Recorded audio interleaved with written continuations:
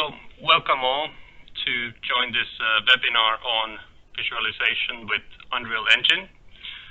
We'll hear a presentation and demo from Marcus Nordström, who comes from BIM, VDC and Data Solutions. He'll be highlighting some of the existing projects where they use the Unreal Engine already, and also some of the potential use cases that the Unreal Engine might offer. He'll also present about the value proposition for the client, so what is the client value out there by using this visualization method, and also how do they sell it to their clients. So please give it a go, Marcus. Yes, first of all, welcome all for joining in. And since we have 15 or 20 minutes here to do both PowerPoint presentation and to do live demo, and I wanted to focus on the live demos, so I will keep this PowerPoint presentation very short, and I will send it out to all you afterwards so you can go in depth. So yeah, welcome. So this is the presentation for visualization using Unreal Engine, and I work, like Jukka said, I work at BIM, VDC and Data Solutions, Stockholm, Solna, Sweden. So at BIM, VDC, by the way, you can all see my screen. Perfect. Yes. Perfect. Thank you. So at BIM, VDC and Data Solutions, we specialize in visualization of large-scale infrastructure and industrial plans. And our toolbox is the world's #1 game engine called Unreal Engine 4. And our offering, we produce still images, 360 images, animations, interactive visualizations, and film. And on this next slide, here are a few of the projects we've done. And up over here, up top left corner, it's the East Link Railway project. So it's 160 kilometers of fully interactive seamless visualization. So, deliveries here are films, still images, 360 images, and interactive. We also have a mining project, and I'm going to show both of these live. Down here we have Digital Trondheim. I hope I have time to show this as well. So this is our 3D digital copy of the city of Trondheim in Trondheim municipality in Norway. And down here to the right, we have Solna Simval. So this is a 4D planning tool for the construction phase. Solna Stad, Solna municipality, and entrepreneur company called Kramo. They wanted to see the placement of the cranes and mainly the crane placement, and also to see if they needed 2 or 3 cranes because of the costs associated with those big cranes. So in the presentation, which I will send out afterwards, we also have links to 4 high-end films which we have done for the Swedish Transportation Agency, and it's for the East Link Railway project. And these are also produced within Unreal Engine using the sequencer cinematic tool. So it's also a fully video editing software. But it's not video clips we're editing, it's real-time live from the game engine, so it differs in that sense. So value proposition. Now here's the long sentence. So our visualization platform helps 3D CAD BIM design projects who need a way to see, communicate a collective, coherent, easily updated visualization, because it accelerates progress by transparency during the project lifecycle, by inviting the client to be part of the design phase, unlike out-of-the-box software solutions. Now, that's a mouthful, but it really narrows down what it actually is that we're doing. And I would like to highlight the word transparency here, both for the client and for the end user of whatever it is that you are producing. So how do we make money out of this? The visualization platform is an enabler for all departments to make more money. So it's a competitive edge. We are currently in the technical forefront. So Ken Pimentel over at Epic Enterprise, who creates Unreal Engine, has stated that the team here in Stockholm is at the technical forefront in the world within large-scale outdoor visualizations. It's a proven solution in several ongoing and finalized projects with high customer satisfaction.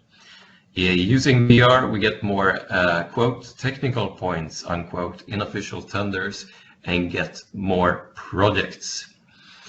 To be able to have a shorter time frame makes it possible to get more business and better control, especially important in fixed price projects. And by inviting the customer into our design process, we get a better understanding and faster feedback from the customer. Now here's also contact information, and yep, that's it for the presentation. I will dive straight into live demo. We have data from a lot of different sources, and we have low resolution LiDAR laser scan data here to create the buildings. We also have farmland, pine tree forest over here, leaf tree forest over here, and of course we have all the CAD models for the East Link that is going to be built. And everything is really high resolution. And we can also go in here into the forest. We can see that we have animated trees and vegetation, and this goes along the whole East Link, which is 160 kilometers. So now these are the biotopes are created from biotope maps that we get from the Swedish department called Lantmäteriet. And we have built several different biotopes for the various types of landscapes we have. So this is the leaf tree biotope, and what you saw before was the pine tree biotope. We also have swamp, forest, farmland, grassland, and then cityscapes also. So it's a lot of different types of data in here, and the user can travel interactively all along the East Link in one coherent, seamless application. So this will be 160 kilometers of railway.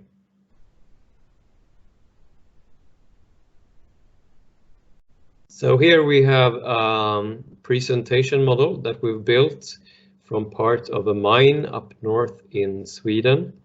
And as you can see, if I go up here, what we have, it's not the whole mine, it's a part of it. And what we have, it's a combination of very many different types of data sources. So we have the laser scanned, LiDAR scanned rock tunnel. Of course, we do not have this very resolution.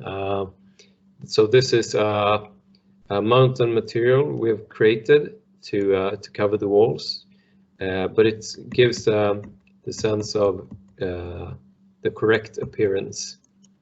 And also we have the high resolution CAD models in here. And as you can see, if I move out, we can see the different parts we have here. And I can also jump to, for instance, this right here. So this can easily be used for coordination. And so here we also have a light source. Now Unreal Engine can import what is called IES profiles. So all light manufacturers So for instance, Philips, if there's a light bulb they've created, there's an IES 3D digital profile of how the light is distributed from the light source. Now Unreal Engine can import these, so we can recreate the lighting, the actual lighting that we have in the mine. And as you can see, there's a really high fidelity, nice materials in here. And if we go out here, there's also this rock crusher machine here. And this is the type of resolution we have. We have all the details like you can see here. So it's all the CAD models imported directly.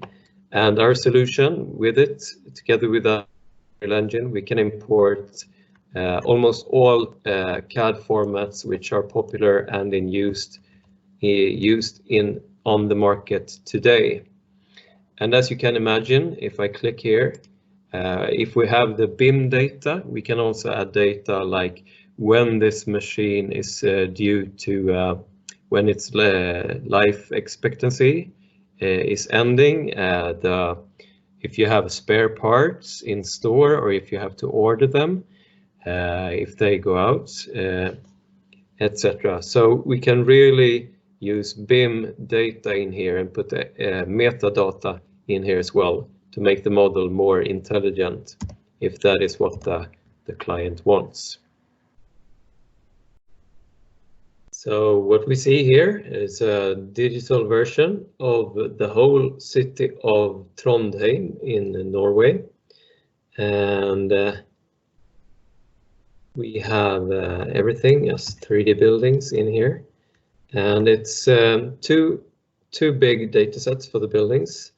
One which is quite low res, but still gives a sense of, well, if you live here, I guess you would recognize the window you live in. And we also have some more prominent features like this church in the city are hand modeled. And this is done in cooperation with the company Terratech in Norway. So Terratech has produced the 3D buildings using two different technologies. So it's photogrammetry from a airbound capture, so it's either drone or airplane, and then they've taken a lot of photographs and stitched these together to one coherent 3D model. And but that's the low resolution data set. Then we also, of course, have the orthographic photo, like you see here, from the surroundings. And we also have the national, like you see in the background here, the mountains, the national data from the National Height database in Norway. And we combine all these data sources into this visualization of Trondheim. Now, it was the Trondheim municipality. They're planning to redo a very high-profile street in Trondheim, and that's why they wanted to do this. So they were planning to put CAD data for the city called Olav Tryggvason's gate in here. And in Stockholm, the equivalent will be if we would redo Drottninggatan, Queen Street in the middle of Stockholm. So really high-profile street. So that's why they wanted to do this comprehensive 3D model. And there's also a high-resolution dataset in here. We're going to go down and see what that looks like. Let me just slow down. So this is Olav Tryggvason's gate. And as you can see, the buildings here are really high resolution. And with high resolution, in this regard, I refer to the photographs attached to the buildings. As you can see, it's not high resolution geometry, but it's high resolution photographs applied as textures to the buildings. And as it so happens, here we can see the car with which Terratech captured the data. So there's a camera device in front of the car, camera device on top of the car, and on top this device takes pictures to the left, front, right, upwards and back. and then all these photographs are stitched together using proprietary photogrammetry software that Teratech has.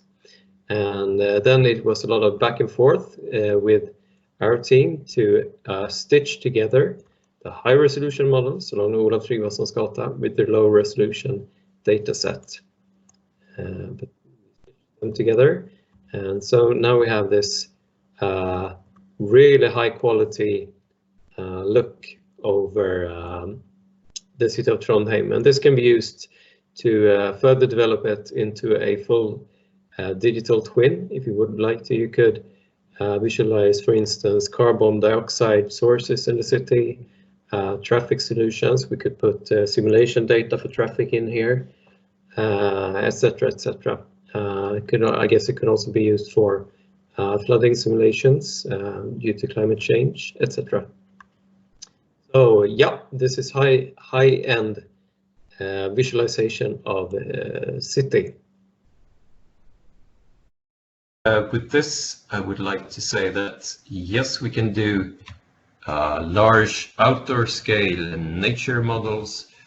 We can do indoor processing plants, traditional industries like a pulp mill, for instance, and we can also do this cityscape type of visualization. So yeah, and I'm opening up for questions here. Please feel free to the word is free. This is Patrick. Can I say a question? Yeah, sure. Shoot. Great. I'm excited to see these Trondheim streets again. And I'd like to. My question is, how do you get rid of the trees and the traffic from the facades?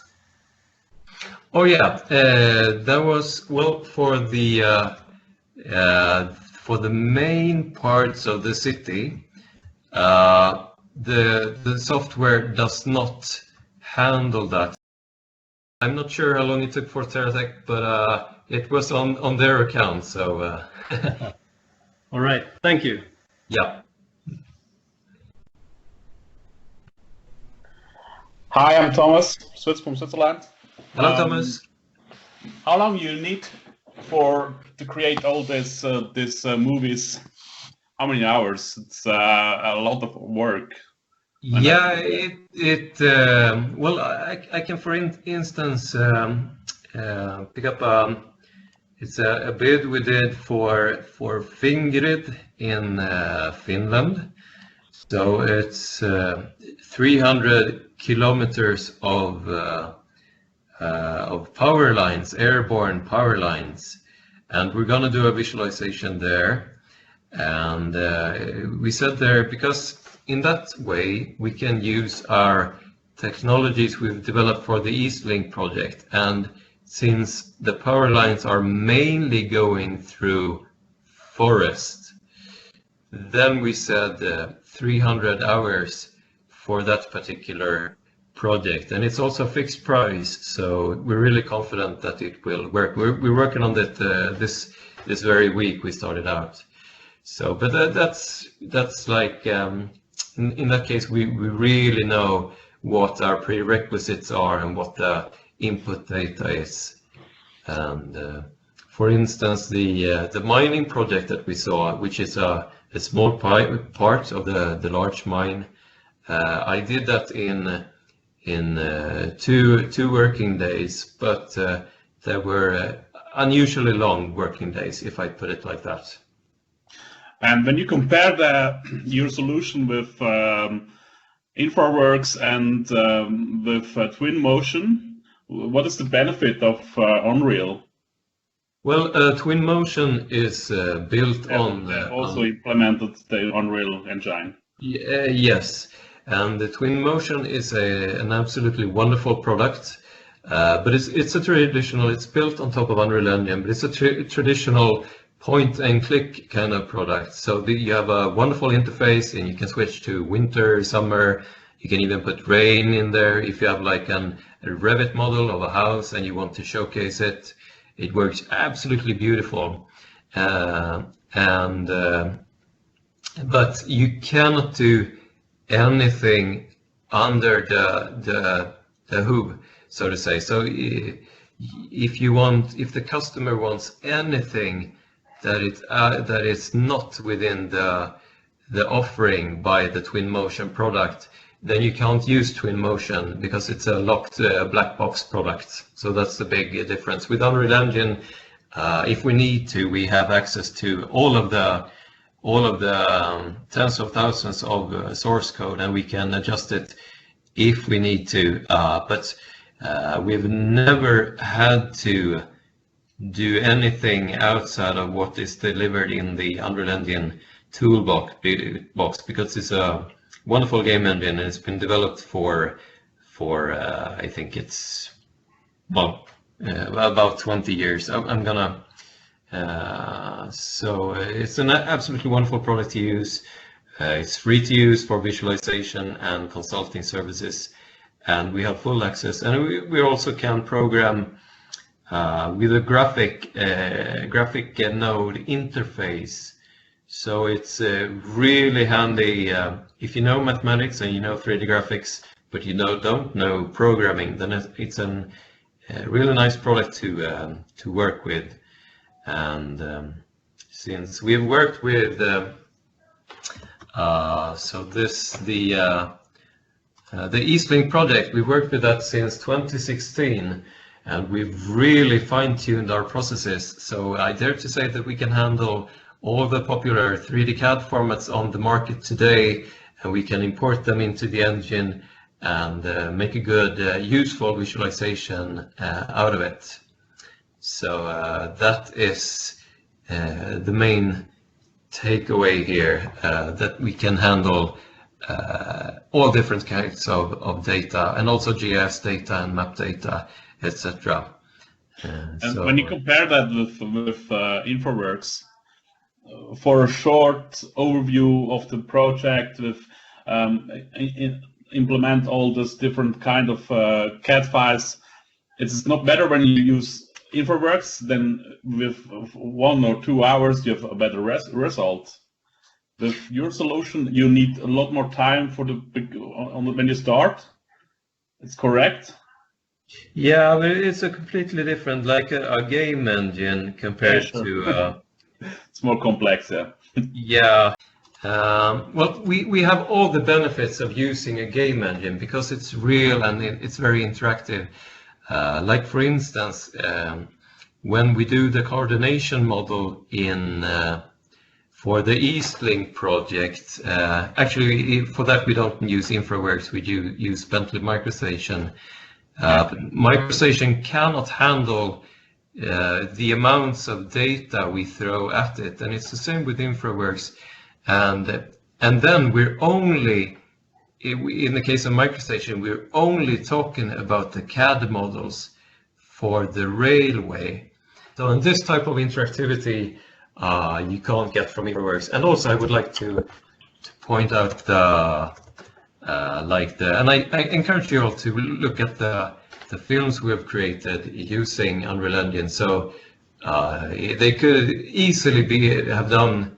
They look like they're created with, Autodesk Maya or Autodesk 3ds Max using a V-Ray renderer, but they're not. They're produced within the game engine, and it's a supreme quality, and they're produced from this very model right here. So it's a fantastic development we've seen within the Unreal Engine the latest 4 years, because we have actually cinematic V-Ray quality. Sorry to interrupt you, Marcus, but we're frankly losing time here. So thank you for the presentation and thank you for the excellent questions. It looks like we have a couple there in the chat, and we make sure to answer those via email. And we make sure to also provide you with the working demos. If you had trouble seeing those today, we'll make sure to provide you those this week still. So thank you all for joining, and thank you very much, Marcus, for presenting Unreal Engine today. Absolutely. Thank you so much for joining. Have a good day. Bye-bye. Bye-bye. Bye-bye. Thanks. Bye. Thank you. Very impressive.